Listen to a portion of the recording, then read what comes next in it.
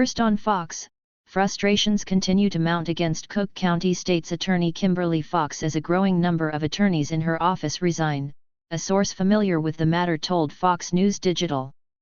4 Cook County Assistant State's Attorneys, ASAS, recently resigned from Fox's Felony Review Unit, 3 of whom quit on the same day, all within the past 2 weeks, a source familiar with the matter told Fox News Digital. The 4 felony ASAS, who normally worked out of the Cook County Criminal Court building on 26th Street and California Avenue, were being asked to volunteer their time covering traffic court in a Bridgeview, Illinois, courthouse due to staffing issues at the Bridgeview location, the source said. The resignations come about 3 months after a 25-year veteran Illinois prosecutor took aim at Fox's policies in a public resignation letter published in July. Chicago prosecutor blasts Kim Foxx in resignation letter, "Can't work for office I don't respect." A large number of prosecutors working within State's Attorney Kim Foxx's office have left. Antonio Perez / Chicago Tribune. More than 235 people have resigned from Foxx's office since July 2021, according to the Chicago Tribune. Former Cook County Assistant State's Attorney Dan Kirk, who knows Foxx and previously worked in the same office as her under former State's Attorney Anita Alvarez, described the head prosecutor as a great individual and an intelligent lawyer, but he thinks her tenure as the elected district attorney has been an abysmal failure. Foxx has implemented policies that have made Chicago less safe, that have made people feel unsafe and emboldened criminals, and created this new level of unseeing brazenness among criminals that was unimaginable prior to her tenure, Kirk said. But I also think that her term in office of state's attorney has been an abysmal failure from the perspective of what it's done to the state attorney's office in recent years. The most senior people have all left the office in this mass exodus, which has been unprecedented. She likes to blame it on COVID, except in every other prosecutor's office around Chicago and the other neighboring counties have either maintained their size or actually, in many cases, grown. The SAU office did not respond to an inquiry from Fox News, but Foxx told WTTV on Tuesday that she is proud of the employees who have remained in her office during the Great Resignation. "We have just brought in a new class of attorneys. 50 back in August will be sworn in next month," the state's attorney told the outlet. "So, we're trying to keep up with attrition. We're not fully staffed. We certainly are much better than we were. We're on par with our colleagues across the country. Somewhere around 15% of our positions remain open." 4 Cook County Assistant State's Attorneys have resigned from Kim Foxx's office within the past 2 weeks, a source familiar with the matter told Fox News Digital. AP photo / Kichiro Sato, file. While the specific details of the 4 most recent resignations are not known, the exodus from the SAU, Kirk believes, is because of policy and leadership failures, as well as low morale. "I hear it every day. I still know of hundreds of people in office, and I only hear one unanimous message from them, which is that morale has never been lower in the office," the former ASA continued. "If they don't respect the administration, they don't believe that the administration puts victims first. They believe that the administration puts politics and PR first above victims. Defund the police push, liberal policies driving Chicago business exodus, hurting poor the most, experts." Former Cook County Judge Daniel Localo speculated that the prosecutors may have been unhappy with hours or supervision, but Foxx's office, in general, is having trouble keeping assistants. "Basically, the prosecutor is the one who's carrying the ball on behalf of the victim of a crime," the former criminal court judge explained. And Foxx is de-emphasizing the treatment of victims by handing out ridiculous sentences. 4 people in Chicago were injured on August 21 during a drive-by shooting outside a high school on the city's northwest side.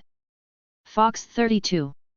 Like other progressive prosecutors who have come under fire, including ousted San Francisco District Attorney Chesa Boudin, Los Angeles District Attorney George Gascon, Manhattan District Attorney Alvin Bragg, Philadelphia District Attorney Larry Krasner and others, Foxx is facing criticism for policies that locals and insiders believe are contributing to a growing violent crime rate.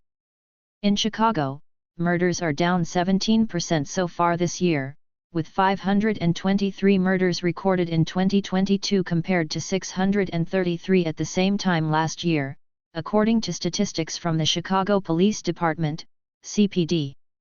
Shootings are also down 19%, with 2,218 shooting incidents reported so far in 2022 compared to 2,755 reported through October 2, 2021.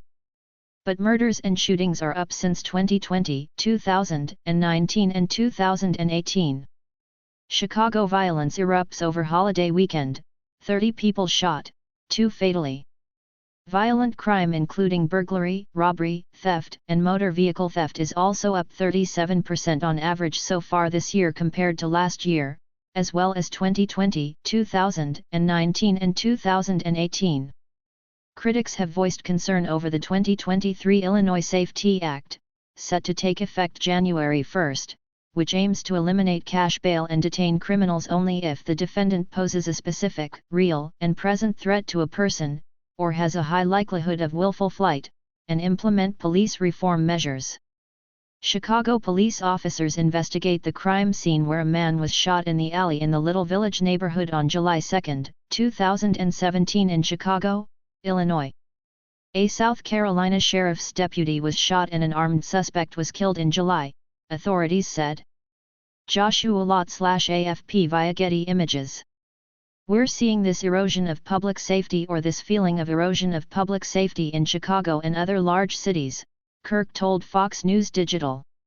And this looming SAFE-T Act will go into effect on January 1. The remaining portion of that law, which will effectively end cash bail in Illinois and make many offenses, non-detainable. Localo questioned the constitutionality of the bill, explaining that the Illinois legislature cannot eliminate cash bail without changing the state's constitution. Additionally, any Illinois bill has to be on single subject to prevent legislation containing multiple purposes from being shot down in one fell swoop. Illinois Democrats acknowledge tweaks to SAFE-T Act language could be made following public outcry. Kirk recently spoke with Fox News analyst Jano Caldwell, who lost his 18-year-old brother, Christian, in a July 24 shooting. No arrests have been made or suspects announced in the case since it happened 4 months ago.